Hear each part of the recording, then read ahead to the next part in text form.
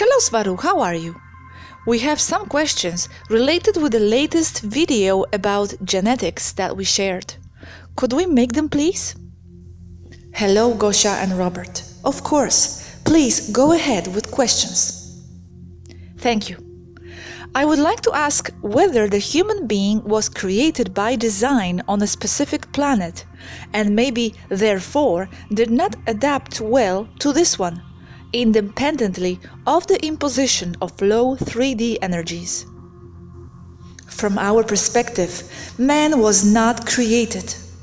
Also, we have to define what the human being is, because there are many races spanning from the very different ones to those that are similar to the terrestrials.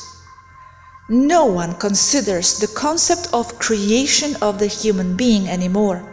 I am referring to the interstellar races. It would fall within the same concept of eternity, because there is no linear time to consider. The concept of creation, development, actuality, or that of evolution does not exist.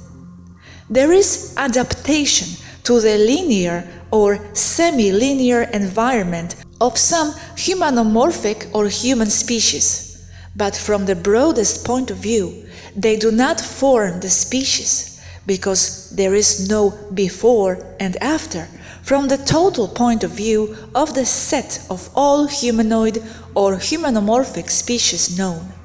Right. I mean, if both the creation of the Taygetans and the human Illyrians was by the mechanics of manifestation of something higher, as one might call the higher self, with agreements of other higher selves, that is, did it appear spontaneously in a precise place and time? Could that be possible? Could it also be that the two species, Taygetan and Illyrian, were created this way, spontaneously? It would not be considered as spontaneous. The differences in 5D of one species compared to another are given by a semi-linear adaptation to the environment. It is not evolutionism, it is only adaptation. And yes, there are genetic changes, but it is by imposition of the intention of their consciousnesses. If here there is a before and after, it is only relative and specific to the species. Even so, it is difficult to define the time frame of this adaptation, since it means going back with a linear mentality to trace the origins. The great expansion of Lyra is known, but you cannot know when it was exactly. It is only calculated from the human frame of reference, which was approximately 1 million years ago. I see. Now this question came to me. We have always said that the higher a density is, the easier it is to manifest something. And you always tell us that we are not this body. If I, in my dreams, can create several realities, including beings with new appearances, etc., could it be that beings from very high planes manifest these bodies that for us are biological? Oh, that is an interesting question, Robert. Just as our dreams seem to be so real and complete while we dream, so would be our existence here in 5D for them, everything being a dream for them, some type of instant manifestation and game perhaps. In fact, I believe it is like that. Only that these beings beyond are ourselves. Then humans and other beings in low densities such as 5D and 3D would be a consequence of that manifestation. My answer is that yes, what you say makes sense. However, the only thing I would add is that it is not necessarily with the intention of creating a human being intentionally. Simply by the fact of being and of existing as beings of light, and having the practical intention for whatever reason to manifest themselves as separate from others, with a humanoid morphology, that is, with torso and head extremities, is sufficient to cause a chain reaction through the densities, where beings of a more material nature are manifested to the point of reaching the terrestrial human being. And yes, it is ourselves. We return to it when we sleep. And if we dream about so-called mundane things, it is because that is what is occupying our attention. A great reply, thanks. Swaruu, there are people who say that there is a part of our brain that is reptile. That is an interpretation that is entirely human, because by isolating that part of the brain, they see that it works in a similar or comparative way as to how a reptile would react, according to them. But there is no evidence or anything that proves that part of the brain is owed to reptile genes. It only seems to be reptile, therefore they say it is reptile. There is no genetic link. I know it is said that the human being was created by combining 21 extraterrestrial species, including the reptile. I contradict this. Every human being is genetically different. I mean, a body, not the species, a body or a series of bodies of a specific group can be artificially adapted to serve as a vehicle for a reptilian soul. But it is a concept or a procedure of frequencies, not of something physical, and it does not transcend to the whole species. And it is not just a case of reptiles. It happens with all other races too, adaptations within the human being, insectoid races, mantis for example, or races not found on Earth, such as some Arcturian branches. Therefore, from the point of view of Taygetan genetics science and the Federation, the Earth human being is not considered a species. We catalog the species in this other manner too. 1. Primary species, which are those that are holographic fragments of the whole, of the unified I, which are those that have manifested from the higher planes. 2.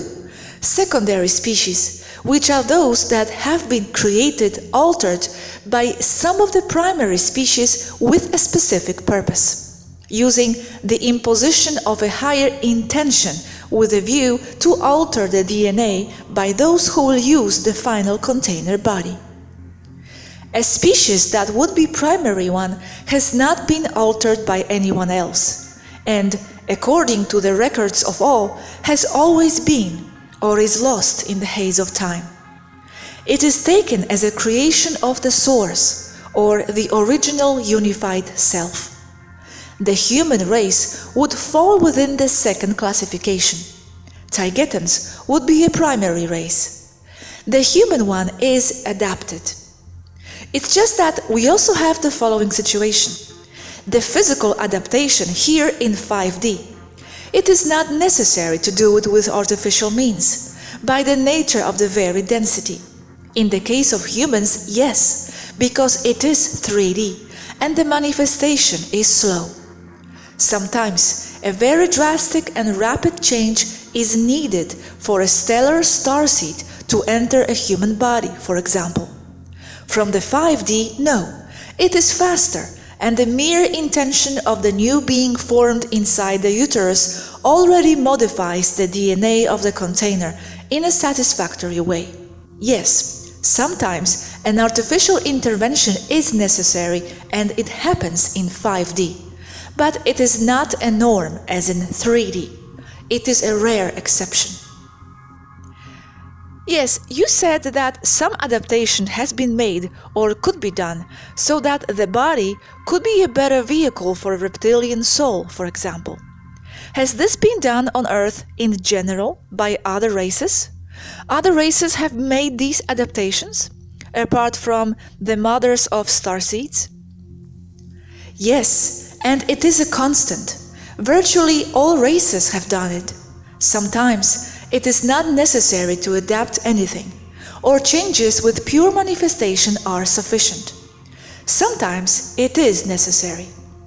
An example of this are many autistic children. Their soul or consciousness takes longer to fully enter their human body, since the being, the soul or Atma, comes from higher densities, and entering all at once could cause neurological problems. But do they take a group of humans at random in order to adapt them to their souls? Or, for example, the Syrians go for the Chinese, Andromedans for the Congolese, etc.? How do they choose? In other words, do some races have preferences for some distinct races of the Earth? No, it's not like that. The starseeds of any specific breed tend to spread throughout all Earth races almost uniformly. They do not take just one race. For example, the Taygetan race that at home is almost 100% or completely Nordic, on Earth will have Taygetan starseeds of all races. It is like that with all.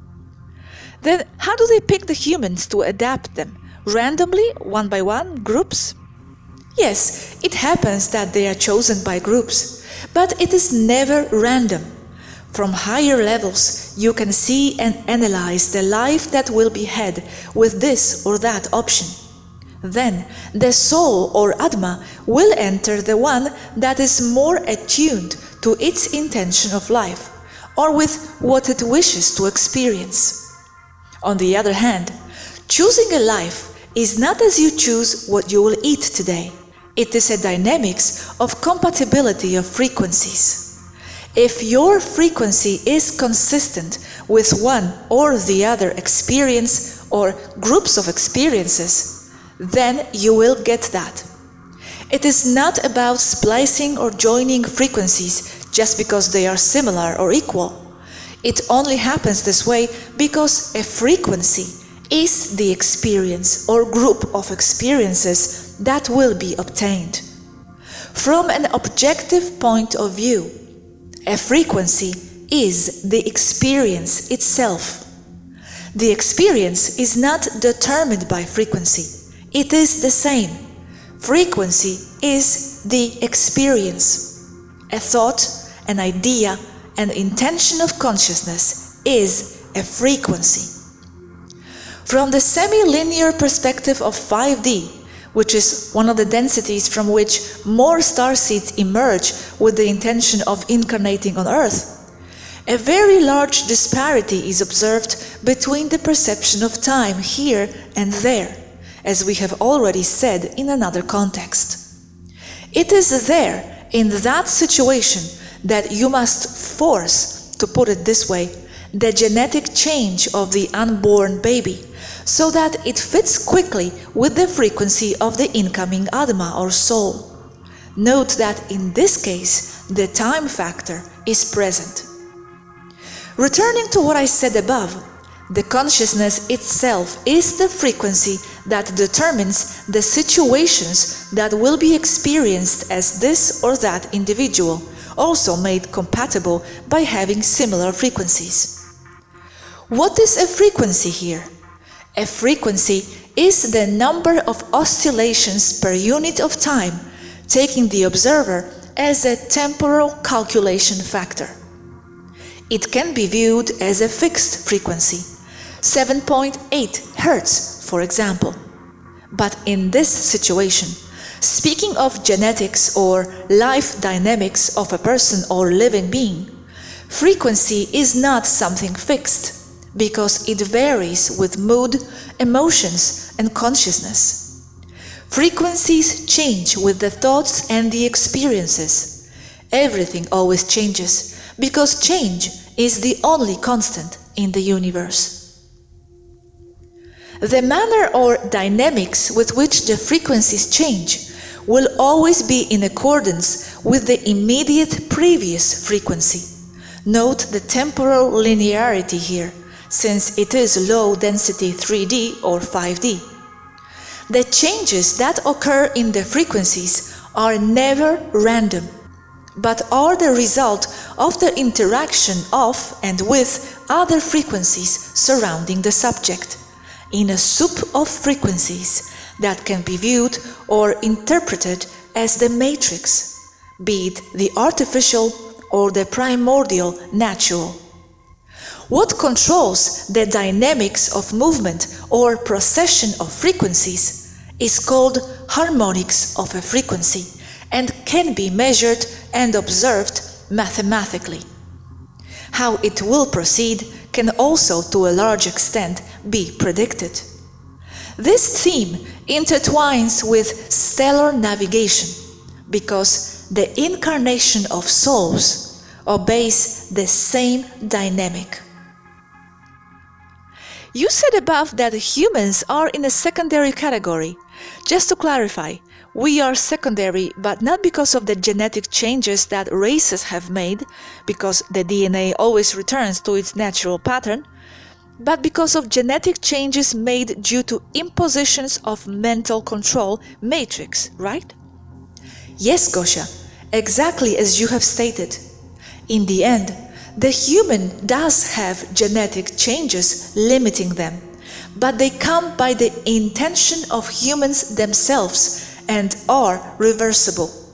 They do not come from a deterministic genetic laboratory. The interpretation of the Sumerian tablets, where it is said that the human was created by them, is a human interpretation, because it is the only way the humans know how to alter the DNA. It is a reflection of human thinking, of their limited understanding with limited data. The true genetic alterations applied to humans have been made through mental control, from the application of beliefs and the manipulation of what is possible and what is not, to imposing a structure of values and ideas artificially placed with the intention to provoke genetic changes. This is how the genes of a species are altered by a star race, positive or negative, and not in the laboratory.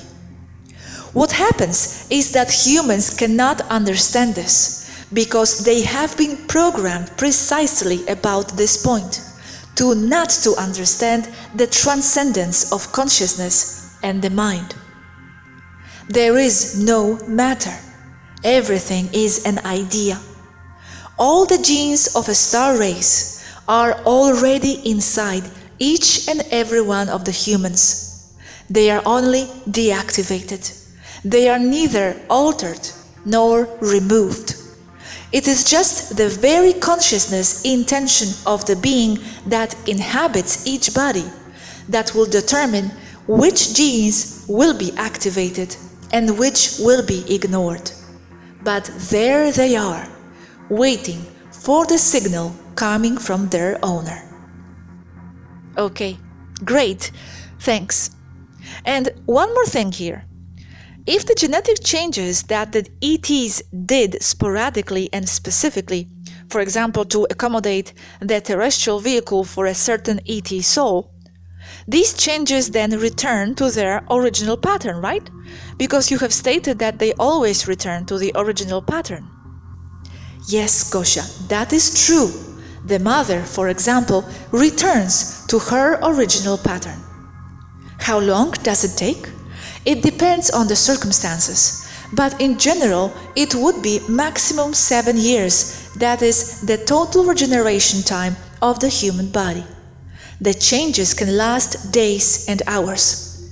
Others can last some generations, but the genes will always return to the pattern imposed by the consciousness of the person. I insist. That is why it is necessary to change the perception of a person for the changes to be permanent. Very good, thank you. It makes sense. Everything we have talked about with regards to genetics, what other species here on Earth, in addition to the humans, could it apply to? I mean, what other species have a great connection to the source? I can assure you that all the remaining species, and every one of them, have a greater connection with the source than humans. Among those that stand out more obviously could be the cetaceans, dolphins and whales. Robert, it's just The other animal species are doing what they do best and experience what they were designed to experience. The human is not like that. There is not much mind control applied to cats, for example. The cats know how to be, well, cats very well. They know how to be at peace in their center, in their eye, to enjoy their peace and well-being while sunbathing. The human beings are far from what they come to the world to be, which is why they are so unhappy, because that feeling is trying to tell them that they are not on the right track. It's telling them to look for their center, their mission in life. But they are programmed to ignore it, to serve society. Their value as humans is for what they can do for society, not for what they can do for themselves. But even with that mind control working, their souls tell them that something is very wrong. I agree very much. And talking about animals, my next question was going in that direction. Why then do the animals get sick and old if they don't have mental control? I need more time to explain about the animals, but it is part of or collateral damage by the matrix itself, where its principal component, linear time, serves as a metronome that synchronizes all, creating a linearity of the past, present and future, or before, now and afterwards, that produces this process in the animals, among other things such as lower frequencies, toxins, the whole 3D working together against them. Thank you, Swaruu. When it is said that the ET races contributed their DNA to the human DNA, or that we carry DNA from many races, what is it referring to?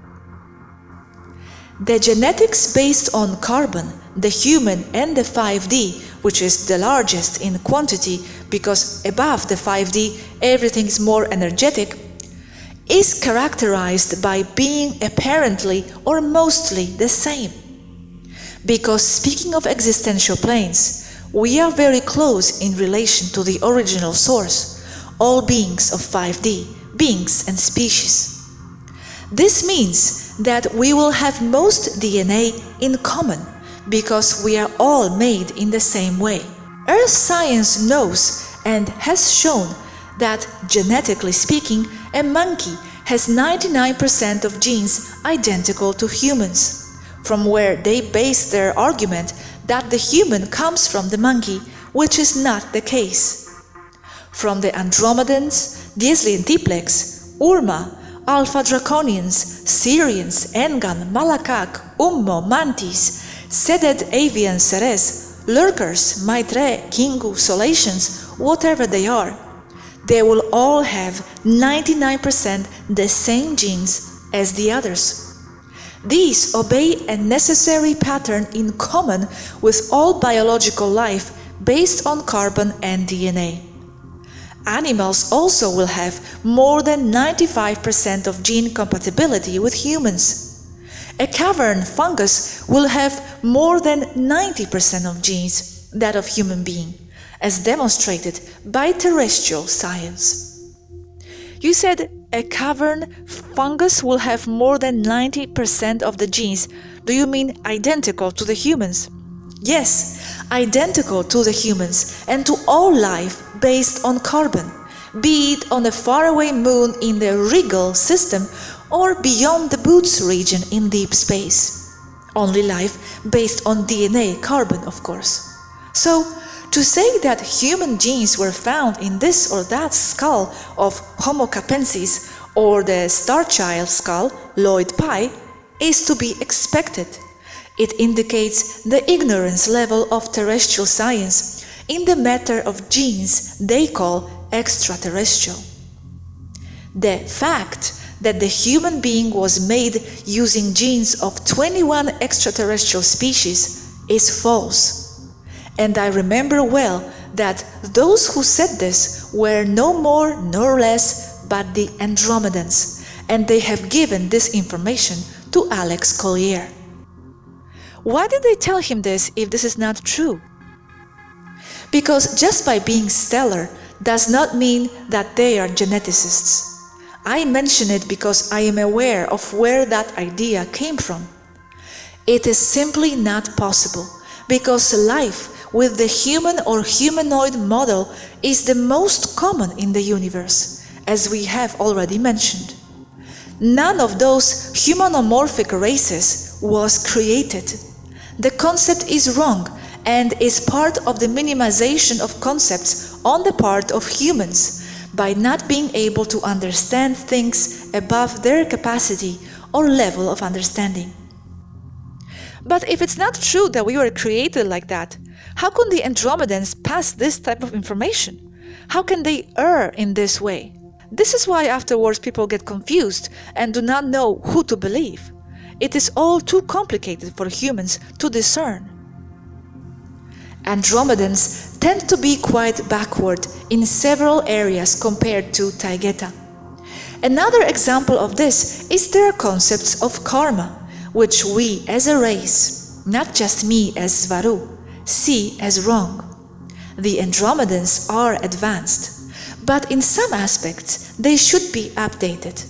Then this too must be understood by people. This is why so many different versions of the information from contactees emerge. So not because the contacts are false, but because each contactee talks to another race and is given their point of view. It is not that the contactees invent or are false. However, just because they are talking to a star race doesn't mean that that star race has the whole truth. Something else happens here too. Sometimes this or that ET race simply doesn't know and go for the best information that they have at hand at this or that moment when passing the information to a contactee. No agendas, no bad intention. But races or stellar people do not come equal, as humans are not equal.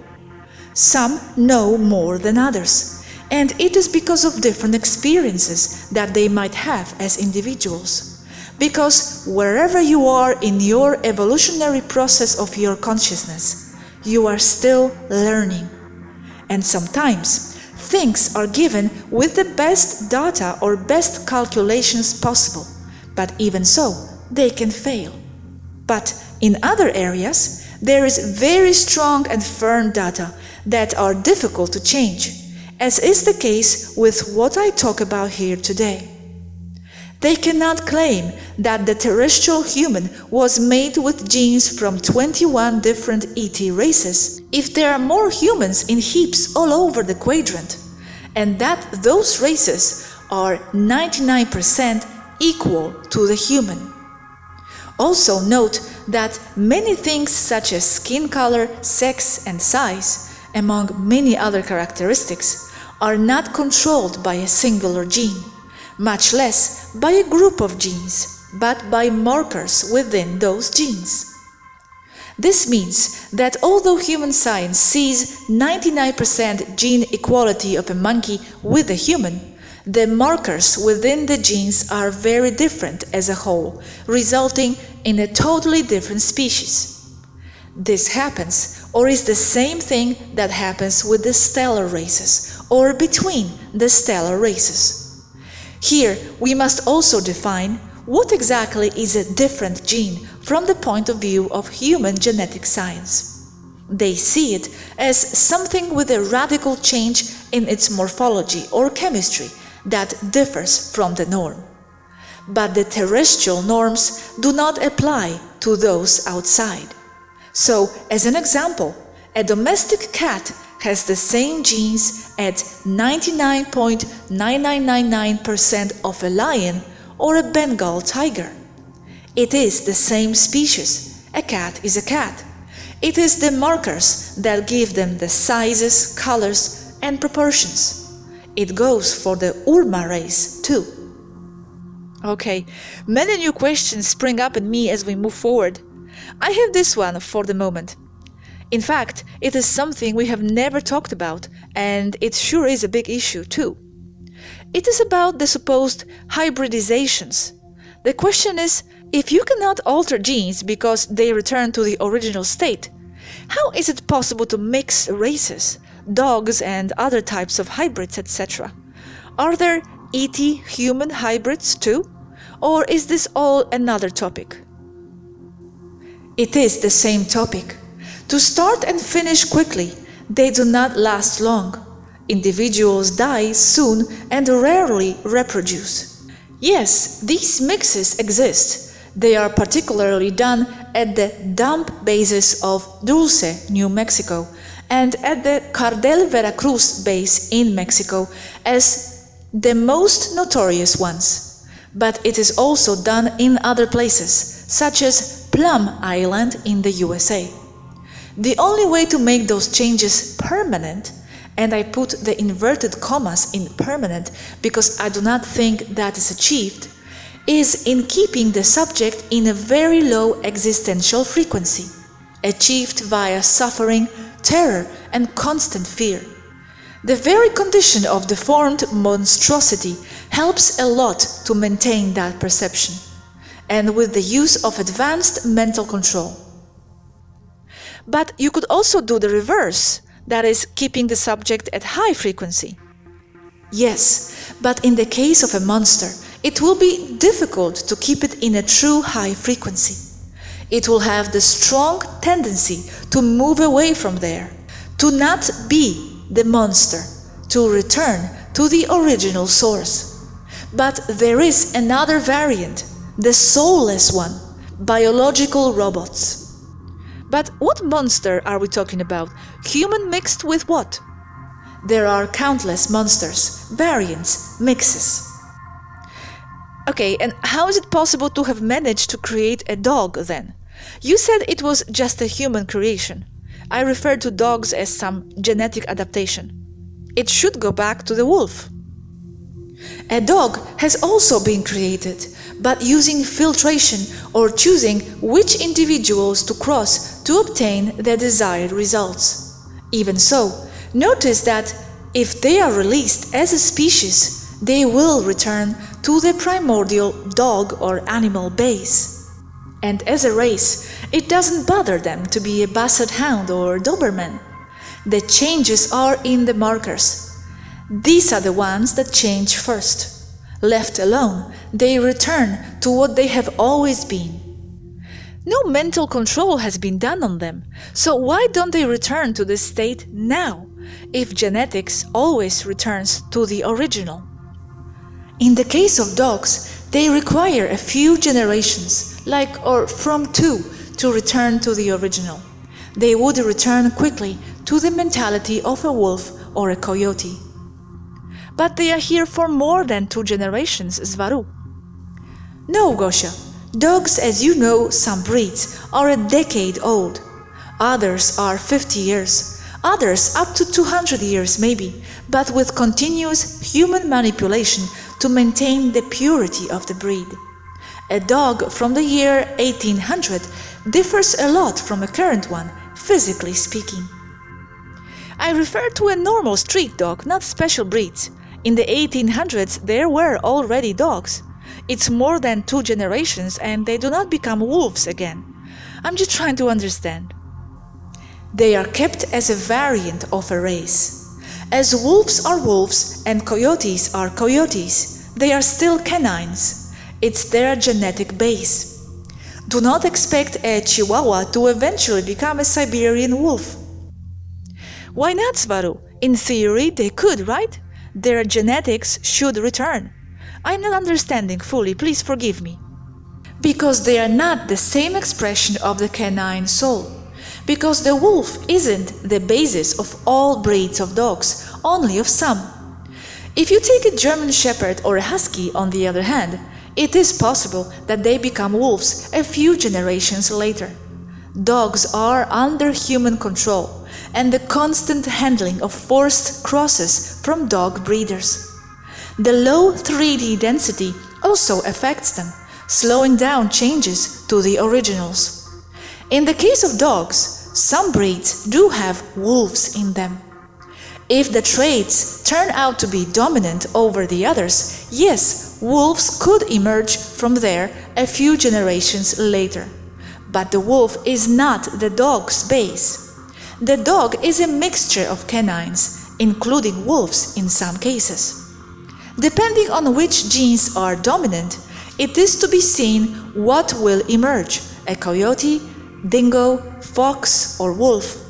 And those who control which genes get to be dominant or not are the consciousnesses of the dogs themselves. Yes, the mixes return to the original, but it depends on what is and what is not dominant within said mixture. Okay, I think I understand better now, thank you. Now, moving to the human extraterrestrial hybrids, Swaruu, do they exist? Yes, you too are it. And there are different degrees and various attributes. All starseeds are extraterrestrial hybrids, only that the changes are mostly mental, cerebral, not so much physical, although that too occurs. Yes, but we are not hybrids because of genetic interference. We are that because of our consciousness. That is genetic interference. But I mean, I am not the result of a terrestrial mother and Taygetan father, for example. No, you impose that on your body, but mentally.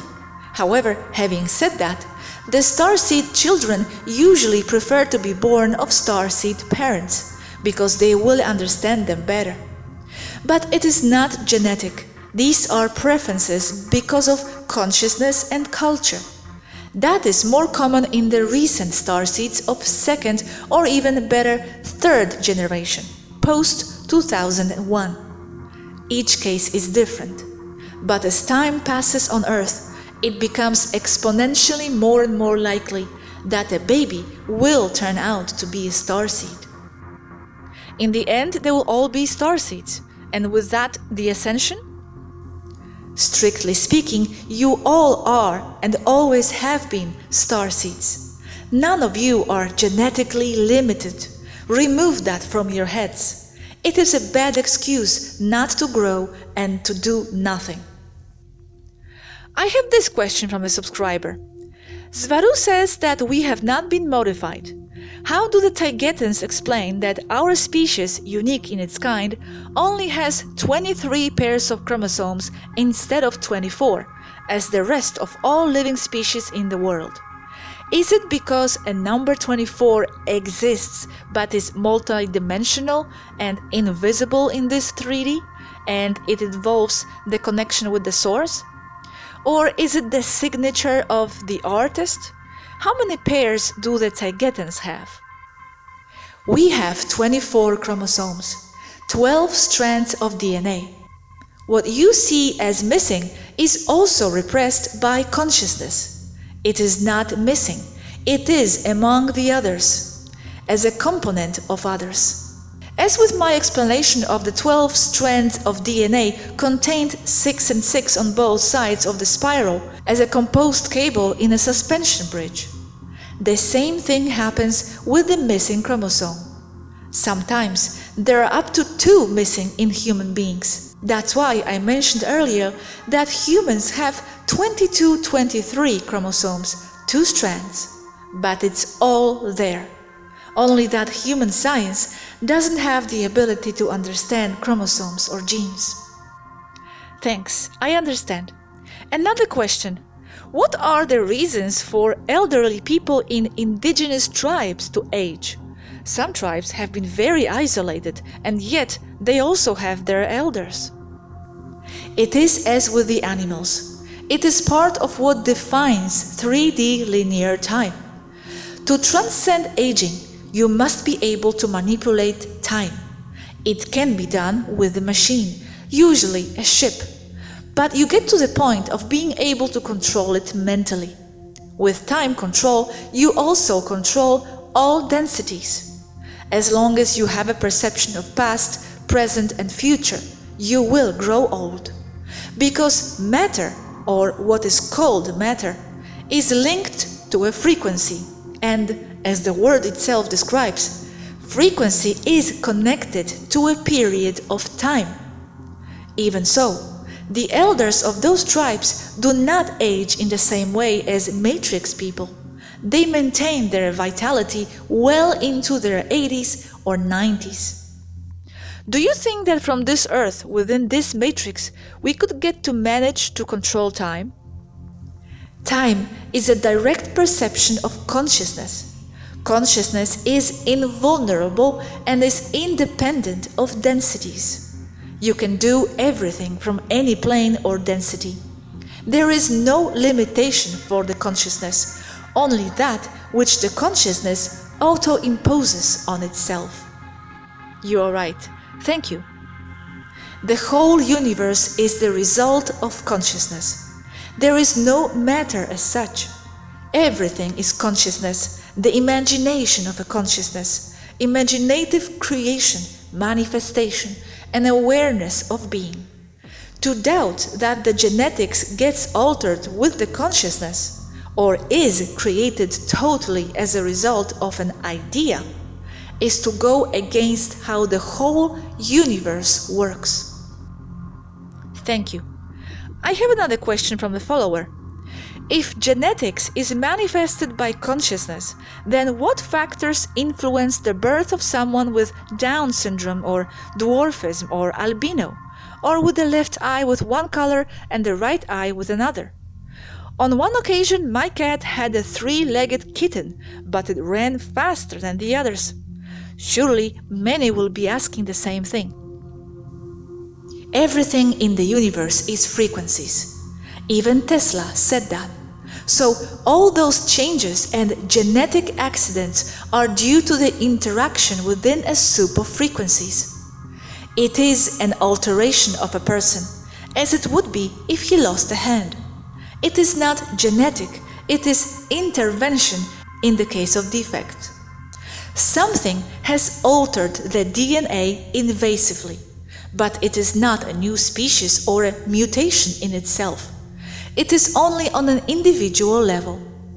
In the case of secondary factors such as eye, hair, or skin color, it is also due to the compatibility of a frequency. That is, from the point of view of that individual, he or she has done or thought things that have led him or her to manifest those individual changes. One thing is a disastrous mutation in an individual, and another is that an individual comes out with secondary attributes that only define their individuality. The fact that an individual was born defective is due to a damaged DNA, but it is a damage. A damage can be done on any level, either accidentally, because a piano fell on you, or because he or she was exposed to ionizing radiation that damaged the DNA. There are chemical, radiological, or physical environmental causes. And since we talk about these damages, is this also a result of an intention of higher planes and of the unconscious, since you said that everything manifested is? Yes, because from the more expanded point of view, one has the compatibility in terms of frequencies to have ended up in a body with a defect. The frequency of the soul was compatible with the problem. Okay, wow, I understand. The intention always equals the frequency? Is it the same? You were compatible with hurting the tendon of the foot. You were compatible with that car accident. You were compatible with that genetic defect. Everything is by frequencies in this universe. You attract compatible frequencies because they are the same. It is not that they are mysteriously attracted, but it is said that way to explain it better. A frequency is a situation. If you generate it with your mind and consciousness, then you live the experience. The intention gives way to generate the frequency. The intention is the plan. The frequency is the plan executing itself. Wow, I love it, and I see it that way too. Thank you very much, Swaruu. I don't think we have any more questions about this topic right now. You have answered lots. We are very grateful. You are welcome, both of you. See you tomorrow and rest.